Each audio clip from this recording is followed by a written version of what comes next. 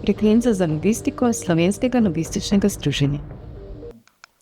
Doktor Marko Cedilnik, vaša kariera je zelo bogata. A ste tako prijazni, da nam jo opišete?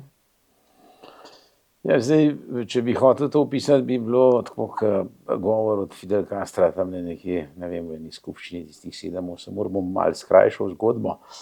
Na začetku sem zelo veliko svoje delovne kariere se lovil, pa sem veliko podjetij zamenjal. Bilo smo še enem drugem, kako bi rekel, družbeno-politični ureditvi, no, ampak potem sem videl, da menjanje služb pomeni biti vedno začetnik, in pa sem enkrat po naključju pristal v Mercatorju, in kjer sem še danes. V Mercatorju sem bil približno 30 oziroma 35 let, se že bliža zraven, seveda, ko sem jaz začel hoditi v službo, sem bil zgolj gimnazijski maturant, in potem sem se začel ob delu študirati. Pa sem naredil pravno fakulteto, to se pravi že v novem režimu, tako da nisem bil deležen kakšnih drugačnih usmeritev. Pa so mi rekli, da bi mogel študirati ekonomijo, sem rekel, ekonomske zakonitosti približno so mi jasne, bom še malo pravne osnove. No, in potem je, ne vem, naključje hotelo, ker sem se ukvarjal z skladiščenjem, da so me slučajno srečali ustanovitelji fakultete za logistiko. Začel z njimi sodelovati in potem sem poleg pravne fakultete še magistriral po bolonjski proceduri na fakulteti za logistiko in seveda tudi doktoriral na tej fakulteti. Tako da to je zaenkrat.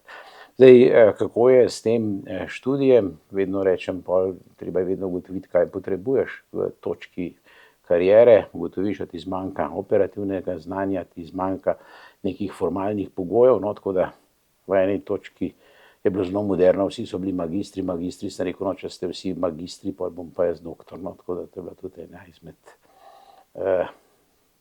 mojih odločitev, zakaj sem se odločil, da doktoriram. Vmes sem pol začel tudi za svojo, kako bi rekel, akademsko kariero s predavateljstvom, tako da sem 10 let predaval na fakulteti za logistiko. Malo mi je bilo težko se voziti, recimo vsak dan v Celje, sem zdaj sam še honorarno, delam na eni drugi visoki šoli, tako da to je to. Kje smo mi na področju logistike? Zdaj, če mislimo kot družba ali Kot družba in tudi znanstveno. Kot samo trgovsko podjetje, v katerem delam, oziroma znanstveno, jaz mislim, da je veliko več govora, kot je nekih konkretnih razlag. Zdaj mene moji akademski kolegi vedno gledajo tako, bi rekel, po strani, oziroma zdaj mogoče vedno manj, zato ker jaz rečem, da je pač logistika nenehna borba z prostorom in časom. In potem rečejo, to je preveč enostavna definicija, ampak na koncu je tako, ne. V resnici se borimo vedno samo s časom. Čas za to je pa pomen, verjetno ne znamo zelo dobro načrtovati, oziroma ne vemo, kakšni so inputi. Ker če še ponazorim, vsi potem v logistiki govorijo z točke A v točko B, ampak to so konstante. Razdalja med Ljubljana in Mariborjem je vedno ista, med Ljubljano in Koprom je vedno ista. Je pa seveda čas, ki ga porabiš za to pot, zelo različen.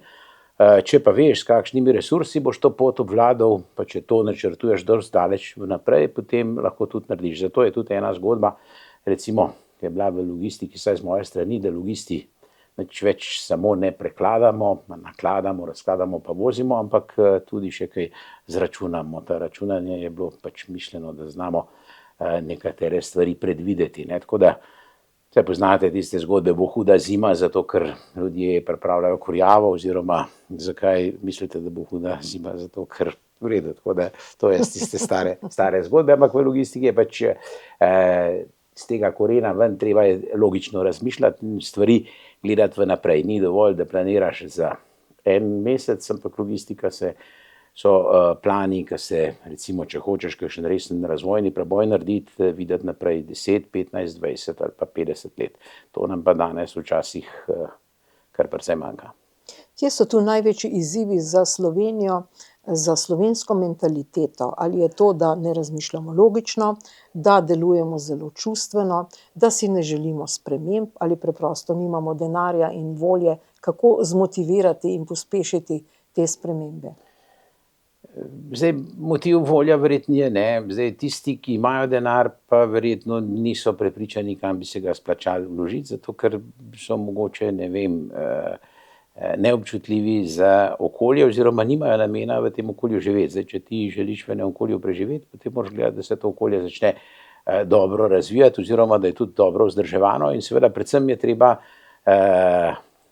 se zavedati, da je razvoj človeštva vedno bil oziroma naredil velik korak naprej, kadar so se ljudje, večinoma ljudi, tudi tisti, ki se v družbi samo, kako bi rekel, vsak dan živijo, razbremenijo kakšnih duhamornih aktivnosti, ne. Zdaj, logistika je predvsem namenjena temu, da se razbremenimo težkega fizičnega dela, ne. In šele potem začnemo se pogovarjati o nekih stroških pa prihrankih, ne. Mi pa imamo tule eno napako, ker vse se reče, kakšen je pa return on investment, kaj je. To zdaj pomeni verjetno zato, ker so ali ekonomija ali ekonomisti premočni ali vsi hlepimo po nekem denarju, ampak denar je simptom, je posledica nečesa, to se pravi treba vzroke narediti, vzroke najprej pregledati, stvari spraviti v red in potem na koncu se pozna tudi v tem, da porabiš manj nekih resursov. Seveda druga stvar je pa tudi to, da se ob delu ljudje dobro počutijo. Zdaj pa, če bi čisto laično nekoga vprašal, če se dobro počuti, če ne vem, premetava pesek z lopato, verjetno kdaj pa kdaj to pa še, če moraš pa to delati vsak dan za preživetje, pa ni v redu. Je boljše 2 ure sedeti pa govoriti, kakor midva delava, kakor pa pol ure trdo delati. No, vi ste izvršni direktor v Mercatorju, za to področje seveda zadolženi. Povejte nam, kakšne spremembe zdaj vi uvajate oziroma je bilo težko, kako ste vi prodrli? Ok, najprej, da vas popravim, zdaj ta titulacija izvršni, neizvršni in tako dalje, glede strukture, rečemo, da sem direktor oziroma odgovoren za področje logistike, da ne bo pol kdo rekel, kaj si se ti zdaj spet šel, ker v taki organizacijski strukturi je. Kar se tiče pa razvoja, pa tako bom rekel dolgoročno, ker Mercator za svojo zgodovino, tam nekje od leta 90, jaz sodelujem v Mercatorju, v bistvu smo tranzicijo naredili z veliko, bi rekel, občinskih trgovskih podjetij v eno centralno in zdaj moji kolegi včasih še verjamejo, da je Mercator to, kar je danes, predvsem zato, ker je nekaj naredil na področju logistike. Zdaj, če bo kakšnega drugega vprašali, zato ker smo, ne vem, to denarja investirali, ker smo naredili, ampak na tem področju spravljanja blaga pred kupca, smo v bistvu naredili velike korake v smeri standardizacije. Kar se mene tiče, je pa največji dosežek to, da smo recimo v enem trenutku pripeljali v Slovenijo, ne da smo naredili reinvencijo ničesa, ampak smo pripeljali te vozičke, mi jim rečemo roll kontejnerje za distribucijo blaga od skladišča do trgovine, ne. To je bila ena taka velika, bi rekel, sprememba v tem logističnem toku blaga, verjetno sam tok za intermeco. Recimo en trgovec, ki predstavlja danes, ne vem, 25% ali pa blizu 30% vsega toka blagovnega, 2000 ton vsak dan spravimo tovrstnih produktov na trg, pomeni, da jih je v celi Sloveniji vsak dan 10.000 ton. In seveda si predstavljate, kako trpijo naši kupci, ne samo mojega podjetja, tudi v drugih, ki morajo vse to v vrečkah znositi domov, ne. Tako da kaj šele tisti, ki morajo to pripraviti, ne. Seveda zdaj uvedba tega vozička na kolesih je bila ena velik korak, zdaj naslednji korak, recimo, vedno pri taki ogromni količini manipulacij je treba uvesti neke kontrolne sisteme in zdaj kontrolni sistem, ki se zgodi paralelno, ne, pa smo mogoče tudi malo to fetišizacijo skeniranja s črtno kodo še dopolnili, ker ti lahko skeniraš, pa to daš, ali pa skeniraš, pa narobe, potem prešteješ, smo uvedli še kontrolo s tehtnico. To smo tam nekje leta 2008 oziroma 10 predstavili v Berlinu na CIES-u, to je nek food forum evropski in je bila v bistvu sprejeta zelo odobravanjem. In se spomnim, da eno japonsko podjetje, njihov lastnik prišel in rekel, tudi mi imamo uvedeno kontrolo s tehtnico, tako kot v Mercatorju. Zdaj, nekateri so rekli, da v konvencionalnih sistemih to ni možno narediti, zato ker to rabi velike discipline, ne. Zdaj, disciplina je pa danes neka beseda, pa red, ki se skoraj ne sme uporabljati, ne. Je skoraj tako nadležna, kakšna druga stvar. To da je. In v logistiki je ta tehnološki red in disciplina bistveno, da dosegaš nek korak. Kaj želimo pa narediti zdaj? Zdaj pa v bistvu probamo razbremeniti ljudi, ker vsak dan premetati take količine blaga je malo neumen. Fino bi bilo, če bi že dobavitelji spakirali neke diskretne enote, ki grejo lahko v trgovino, vsaj v tistih artiklih, ki jih ljudje največ kupujejo. In to so potem te novi projekti, ki rečemo, brez kakšnih velikih vložkov. Seveda je pa nenazadnje tudi naš dolgoletni projekt, tako da nas v Evropi že poznajo, vsaj mene kot Mr. Neverending Story, ker vedno rečemo, da bomo naredili nov distribucijski center, v katerega bomo uvedli visoko avtomatizacijo in tako, ampak jaz še vedno verjamem, zato sem še vedno tle, da se bo to tudi zgodilo in seveda vsak dan smo bližje temu, nam pomagajo pol na koncu tudi tako imenovani dušebrižniki, ki rečejo, ljudje ne smejo preveč fizično delati, pa na drugi strani nimamo ljudi, ki bi še delali, pa se res neumen, da te stvari, ki bi jih lahko na nek način avtomatizirali, ne avtomatizirali. Se upravičujem, malo sem dolg. Ne, v redu je. Vi ste sodelovali tudi pri razvoju enočetrtinske palete. Zakaj gre? Mislim, ne gre razvoj enočetrtinske palete, to ne gre za ponovno iznajdbo kolesa, ne, ampak gre samo dajmo mi to probati uporabiti. Zdaj, dobavitelji, recimo pa proizvajalci, ne vem, če se zavedajo, zakaj pakirajo svoje blago na Europaleto. Zakaj je Europaleta 80x120? To ima neko svojo zgodovino, to ima nek svoj standard, 2x120, 240, pa so potem maksimalno širino kamionov imeli nekaj časa 245, pa so rekli, se morajo biti izolacijske komore, pa so potem rekli 250, pa zdaj rečejo 260 in to so pač normalne dimenzije, 2 paleti čez mi rečemo v kamion in to so zgodbe. Med tem časom so potem recimo te razvijalci viličarjev tudi tam 100 let, 120 let nazaj naredili neko pomagalo za dviganje bremena, to se pravi paleta, platforma in to je zdaj nek standard v celotni industriji. Zato, ker smo vedno ujetniki standardi. Tako, ker elektroničari rečejo 50 Hz, 220 V mogoče ni v redu, bi bili lahko boljši, ampak teh ne moramo spremeniti.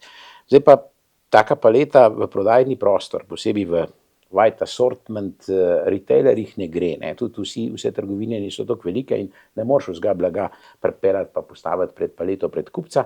In zato ideja, da mi to paleto damo na polovico, pa tista polovica Dieseldorfer, ampak da damo to na četrtinko. Ne. Seveda zdaj naslednja zgodba z naše, bi rekel, izkušenj. Vemo, da smo dali vozičke na kolesih, je super, ker potem voziček na kolesih vedno lahko porineš pa prepelješ. Tako da boljše je slabo pelati, kot pa dobro nositi. In smo rekli, zakaj ne bi še na tej četrtinki bila kolesa gor.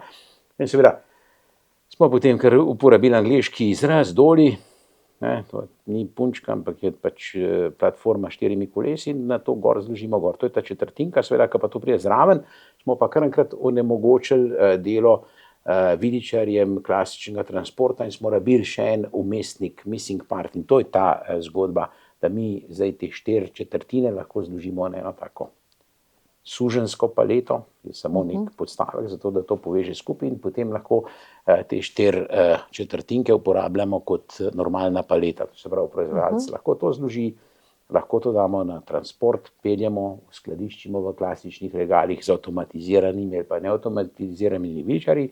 Ko pa to rabimo razdrobiti na manjšo enoto, pa mi 1/4 snamemo dol z te palete in odpeljemo pred kupca. In kar enkrat se približamo tisti mokrim sanjam vseh logistov, ki bi rekli tisti one touch principle. Pomeni, da nekaj, kaj izdelaš, pri uporabi šele tisti, ki to uporabi, prvi to prime. Ne, da to vmes 10 ljudi premetava in tako dalje. Vse to je število prekladanj, zmanjša število prekladanj, ker proizvodnja pa poraba bosta vedno na nek način ločena. Se ne bomo tako, kot tam na začetku tega industrijske dobe spali pa jedli v tovarnah, ampak bomo v tovarnah proizvajali, tam, kar nam je fino, bomo pa porabljali, ne, ampak to, kar tam proizvedemo, bomo šele mi, kar rabimo, to vzeli z tiste zgodbe. Tako, ko boste vi prišla v trgovino, ko boste videla blago na dolju, ko boste vzela dol tisto svoj izdelek, ki ga potrebujete, boste rekla, aha, zdaj pa jaz šele prva, ki to premikam, vse ostalo prej prišlo pa na kolesih. Od proizvajalca. Ali pa mogoče bom ta doli kar peljala domov. Ne? Ja, to je naslednja varianta. Če je pa taka zgodba, bo pa ta doli prišel, oziroma ga bo tisti AGV naložil, ali bo dron ga zapel, pa vam ga bo vrpelo in si ga boste lahko po terasi recimo predstavljali. Recimo en tak izdelek je, ne vem, Ali voda, če pijete vodo, recimo tisti, ki pijejo pivo, rečeš en doli piva, ne, in potem gre lepo gor, tako da je super. Pa to je genialna ideja, da to Evropaleto ne razdeliš na 4 konce, daš na koleščke in potem razstaviš, skupaj sestaviš. To je genialna ideja. Kako ste prišli do tega?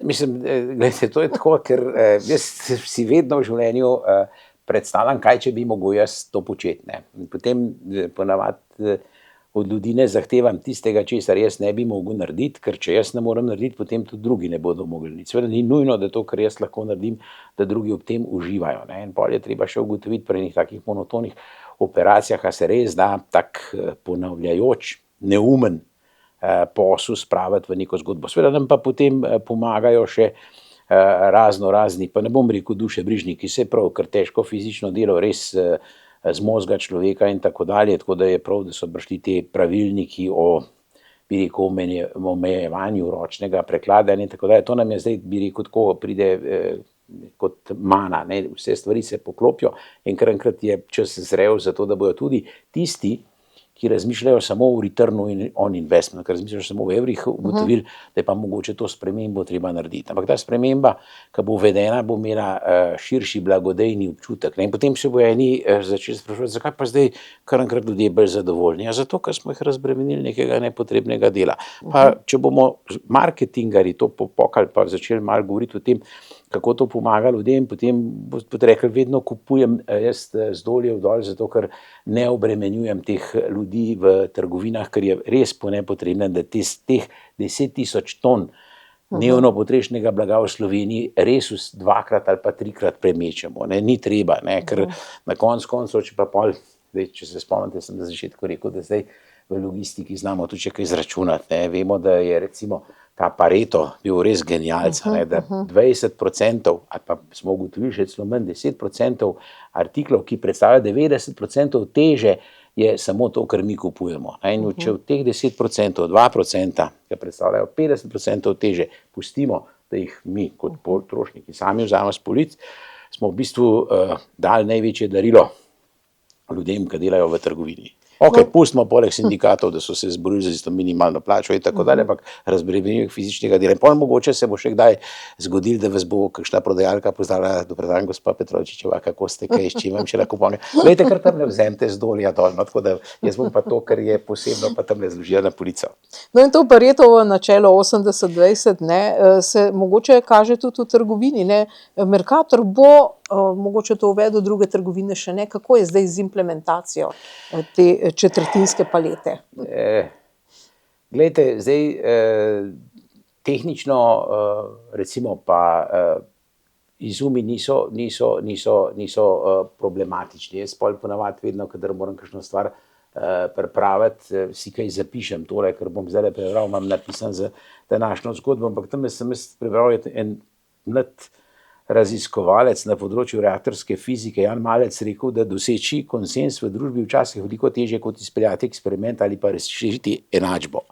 Tle sva zdaj pred tej zgodbo. To, da smo mi ugotovili, da smo našli zdaj vse ta missing part, je bilo enostavna zgodba, ampak zdaj prepričati vse ostale ljudi, da se ta sprememba splača uvesti, da bo prinesla neko zgodbo in bo pa nek proces. Tako da bo treba zdaj res napeti vse sile, da ne bo tale, bi rekel, to ni niti izum, to je neka invencija, končala na smetišču zgodovine. Samo jaz mislim, da je zadeva toliko koristna, da bojo ugotovili. Seveda je fino, ko bomo mi uspeli prvo linijo spraviti na to zgodbo, potem jaz ne dvomim, ker potem greš k velikim in rečem, glej, če tale lahko, a vi pa ne morete, ker ste tako veliko, ali mi, da ne moramo, potem začnejo delati druge sile, druge zgodbe in zadeva bo šla. Tako da jaz sem optimist in vidim v naslednjih 3 do 5 letih, da bo zadeva implementirana, ker mi se ukvarjamo tudi s tem, ne, da bi mogel zdaj to vse sam kupiti in tako dalje, smo pritegnili v tole zgodbo tudi recimo podjetje, ki se ukvarja z poolingom, to pomeni, da kupuje, ne vem, te Dolje, suženjske palete, tudi plastične zaboje in jih posoja. To pomeni, da je v bistvu med sabo to prosto izmenljivo, tako da je še en tak velik bi rekel, vira tudi umaknjena, ne, mi bi to šli, pa nimamo teh stvari, seveda, zdaj rabimo pa še malo tehnologov, tehnikov, da tam na koncu proizvodne, recimo rečemo, vmes, smo pa trmasti, bomo pa to tudi v skladišču sami preložili. Tako in tako moramo prelagati, ali preložimo na tiste naše vozičke, pa potem naše kolegice v trgovinah to z vozičkov preložijo na polico, ali mi zložimo v skladišču že na te četrtinke, pa kolegice to sam še potegnejo, pa zapirajo pod polico. Tako da bomo imeli večplastno uvedbo. Ampak v bistvu je treba prepričati proizvajalce, ne? Že proizvajalci morajo postaviti to na četrtinsko paleto. Zdaj, proizvajalci vedno proizvajajo za koga? Ja, za končnega potrošnika, ne? Vsak izdelek naredijo. Jaz ne vem, zakaj je zdaj taka količina, zato, ker imajo drug tudi, ali zato, ker je neka druga zgodba, tako nisem bil nikoli siguren. Vem, zakaj je recimo pol-litrska pločevinka, zato ker je monopolna proizvodna pločevink, pa potem vsi v pločevinko sam drug tisk gor dajo. Recimo, ne vem, zakaj v kakšni drugi zgodbi proizvajalci včasih še razmišljajo o samem produktu za končnega potrošnika, pozabljajo pa to, da končni potrošnik ni neumen, da enkrat bo rekel, pa ne nam prodajati neke megle, če ste vi res sustainable, potem boste vi v celotni distribuciji tudi poskrbeli, da z vašim produktom ne bomo tratili potrebnih resursov. Danes so pa, vsaj za mene, najbolj pomembni resursi so ljudje. Zdaj, če ti obremenjuješ ljudi po nepotrebnem, potem nekaj ni v redu s tabo in jaz ne maram tvojih produktov, zato ker ne bom kupoval. Tako se rečemo pravična trgovina. Ne? Zdaj bi mogli tudi reči na tej zgodbi pravična trgovina. Je prijazna do vseh sodelujočih. Tako da tle je treba sam to marketinško dobro izkoristiti in potem bodo tudi proizvajalci zelo hitro naredili, ker to niso veliki vložki. Mogoče pa ta full value chain, recimo malo razdelitve prijeti. Ja, verjamem, da potem v proizvodnji kakšen cent več stroškov in to more trgovec tudi razumeti, zato ima pa pri sebi tudi kakšen cent manj stroškov, če gledamo sam skozi stroške, kaj pa zadovoljstvo in tako dalje. Tako da vse te stvari pošlihtati ni problem in na koncu so te zadeve, kako bi rekel, okolju in ljudem in družbi prijazne. No, v bistvu vam gre zelo na roko nova zakonodaja, ki bo pravzaprav omejevala količino dvignjenih stvari, ki jih človek... Absolutno, se opravičujem, absolutno, ampak zdaj moramo tako razmišljati, kaj pa, če mi nismo bili tudi lobisti, pa smo rekli, da je čim bolj restriktivno zakonodajo sprejeti, zato da bomo mi lahko četrtinko uvedli. Ste bili? Ne, gledajte, že včasih imaš v življenju tudi srečo, tako da recimo jaz v svoji karieri, ki me raje sprašuje, kdo pa reče, kako pa si prišel do tega, jaz sem rekel, glej, nekaj načrtujem, to je tam 2%, 98% samo pa sreče, ne, tako da torej, kdaj bo Mercator uvedel to novost? Nemudoma. Zdaj, če jo bo dopoldan, bo kmalu, če pa popoldan pa malo kasneje, ampak siguren jo bo, zato ker na koncu nas bo okoli. Zdaj, če ne bo Mercator direktno pa indirektno, tako kot Mercator ni sodeloval pri tem, da prevzema blago na Europaletah, pa so prišle pa jih prevzema, tako kot Mercator ni bil iniciator, da se blago prodaja v pločevinkah, pa šesterčkih, pa ne vem kakšnih vrstah pakiranj. Tle ne, ampak mislim pa, da ima tle tudi to pionirsko priliko, da se izkaže in reče, mi imamo to zgodbo že uvedeno v svojem sistemu. Zato, ker pri načrtovanju uvedbe tega sistema smo se tudi zavedali tega, da je to najtežje, če treba delati velike spremembe. Tako da smo rekli, ni noben problem, prijaviš sam drugačno logistično varianto, z drugačno identifikacijo in potem obstoječi sistemi replenishmenta, vse, kar stoji zadaj, to tudi prebavijo in ni treba kakšnih dodatnih investicij. No, ampak ste že prej omenili ta return on investment, ne? Se bo vendarle to tudi splačalo Mercatorju? Absolutno. Mogoče lahko poveste kakšen odstotek? Glejte, odstotek težko, ker jaz v logistiki ponavadi mi računamo v kilogramih in v nekih minutah in je treba ugotoviti, če zdaj preložimo ta zavitek, ki dobimo od dobavitelja enkrat na tale voziček, pa še enkrat potem na prodajno polico, zdaj ti dva prekladanja odpadata. In zdaj, če rečemo, da po novi omejitvi en delavec lahko preloži, ne vem, 3 tone v enem šihtu, pa je 3 tone tle, pa še enkrat 3 tone tam, to se pravi, mi smo kar enkrat 2 dneva ljudi dobili. Zdaj, te ljudi preusmerimo potem v dvig storitve, ne, to bojo drugi povedali, ampak pol se tle lahko začne zelo hitro računati v nekih full-time ekvivalent prihrankov. No, na podlagi te vaše pobude je podjetje Green Blue razvilo to paleto. Kakšno je vaše sodelovanje s tem podjetjem? Mislim, zdaj mi smo se srečali in so rekli, mi bi pripeljali doli v vašo zgodbo, lahko vam ga damo v pulz. Sem rekel, v redu je, samo jaz imam problem, ker te doli so potem malo problematični pri samem skladiščenju, v skladiščevanju oziroma pri sami distribuciji na vozilih. Zdaj naša distribucijska vozila imajo že gor pritrdila in tako dalje, samo če to hoče narediti proizvajalec ponavadi uporablja klasične, bi rekel, prevoznike, ki jih dobi na trgu, oni pač imajo način nakladanja s paletami in znajo tudi te palete zavarovati. Tako da smo rekli, mi moramo zdaj te 4/4 spraviti v format ene cele palete, mora biti zavarovan in se mora to premikati s klasičnim viličarjem. In seveda potem so se pojavila neke druge težave, ker tiste palete mi po domače rečemo, da jih včasih zložimo tudi v nek blok, to samo eno na drugo gor.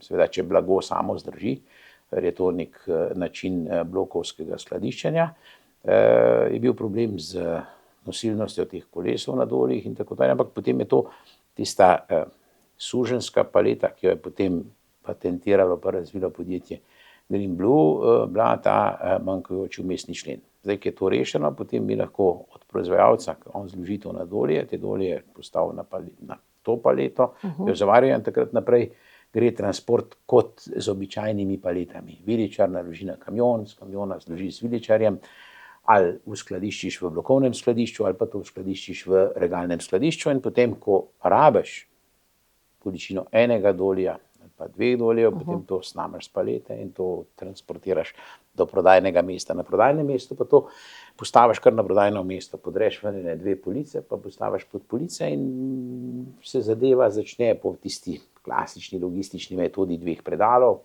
ko se polovica pobere dol, pripeleš eno novo, tisto polovico ven, postaviš to polno noter, pa je spet polno založena polica, tisto na pol prazno pelješ v skladišče, ki je ta druga na pol prazna, narediš isto operacijo in potem z 2 polpraznih naložiš spet eno polno.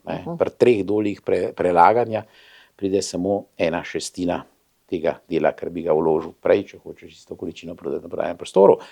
Seveda, zdaj zamenjava pa polnost prodajnega prostora je veliko hitrejša, tako da vsi pridobijo, od kupca do osebja v trgovini do dobavitelja. Zdaj, ko enkrat ljudje začnejo to razumevati, potem bo to čez noč. Saj veste, to je tako prej. Vsi nekaj časa ne verjamejo, da sončne elektrarne so kakšna korist, pa kar enkrat pomeni, da so. Ok, pustimo, če imaš zraven neko nepredvidljivo drugo okolje, ti pol kakšne drugačne načine obračuna naredi zraven. Upam pa, da pri tej zgodbi ne bo tako. No, zdaj ta 1/4 paleta je tudi zaščitena s patentom. Povejte nam kaj več o tem patentu. Četrtinka ni zaščitena s patentom. S patentom je zaščitena tale suženjska paleta, ta, ker nosi 4 dolje. Doli ni zaščiten. Ta tip palete, ki nosi 4 dolje, je pa patentno zaščiten. To je raven zaradi tega, ker ima noter, ampak to bi strojniki več vedeli, jaz sem prej povedal pravnik pa logist, zaradi tega, ker je noter tako zvana nosilka pa razbremenjuje te kolesa, kadar ti spraviš več teh palet v tako imenovano blokovno skladišče. In to je zgodba in nima kakšnih posebnih, je tista dvigalka gibljiva za 1,2 cm, ampak nima kakšnih drugih posebnih gibljivih paletov, kakšne druge palete imajo potem veliko več delov in pomeni, da bo tudi trajnost veliko večja, pa sam, če smo spet na koncu pri teh, ne vem, ekonomistih, ki mene včasih malo živcirajo, ker seveda rezultate lahko vedno na koncu seštevaš, moraš prej nekaj vložiti, ko bomo to vložili, bomo ugotovili, da so večji rezultati. In ta paleta je relativno, kako bi rekel, cenena, ampak cenena zato, ker tudi ni veliko materijala porabljenega v njej. Zdaj danes pa že vedno govorimo, koliko resursov uporabljamo, ker tako vemo, da ta naša zemlja na nek način omejena. Zdaj je nas preveč ali je zemlja premejha, to pa ne mene vprašati. Torej, pogled v prihodnost, doktor Cedilnik, kje se vidite čez 10 let, pa predvsem v zvezi s tem vašim delom? Okej, zdaj, če eliminiram to, da naravni procesi delajo svojo zgodbo, zdaj, če mene vprašate, tako pa kadar se napogledam v ogledalo, pa nisem v družbi ljudi, ki jih poznam, imam še vedno občutek, da sem 10 let. Tako da ideje so še, rad bi naredil še veliko stvari, predvsem pri tej zgodbi vedno se mi zdi, da bi mogli racionalno razmišljati. Seveda ne na tej strani, ker na konec koncev, če bi rekel, če potuješ okrog sveta, pol prideš na isto točko, zakaj bi pol sploh potoval, ne? Zato, ker ta dinamika vseeno prinaša nek, kako bi rekel, zadovoljstvo. Ljudje moramo se vsak dan na nek način gibati, ne, sam seveda pri tem gibanju si je treba stvari na nek način olajšati, ne. Mogoče bi tudi ta logistični del malo drugače popularizirali v prihodnosti, tako kot so to naredili recimo tamle v gostinstvu, pa so danes vsi kuharji šefi, ne. Tako da vemo, da veliko mladine hodi v tele fitnese, pa bi mogoče rekli, delo v logistiki ti je fitnes zastonj, pa zato si še plačan zraven, ker tam moraš plačati stvari in potem bi mogoče šle. Tako da jaz bi zelo bil zadovoljen, recimo, če bi lahko v prihodnosti sodeloval na enem takem kompleksnem projektu, kjer bi se uvedla popolna avtomatizacija, ampak ne recimo v tistih tehnično-tehnoloških sistemih, kot je proizvodnja avtomobilov, ker se da vse predvideti, ampak v enem takem, bi rekel, volatilnem okolju, tako kot je taka trgovina z potrošnim blagom.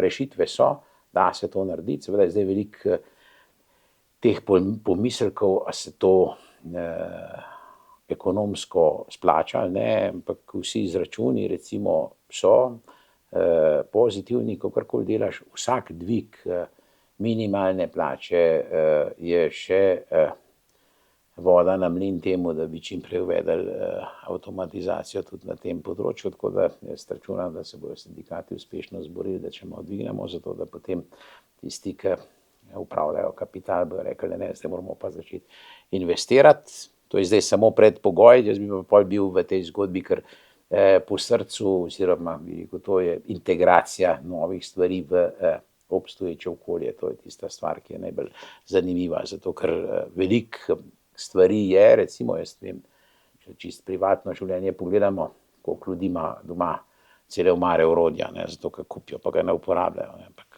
če imaš orodje, ga je treba znati uporabljati, ne. To je to. Doktor Marko Cedilnik, najlepša hvala za pogovor. Ja, hvala tudi vam.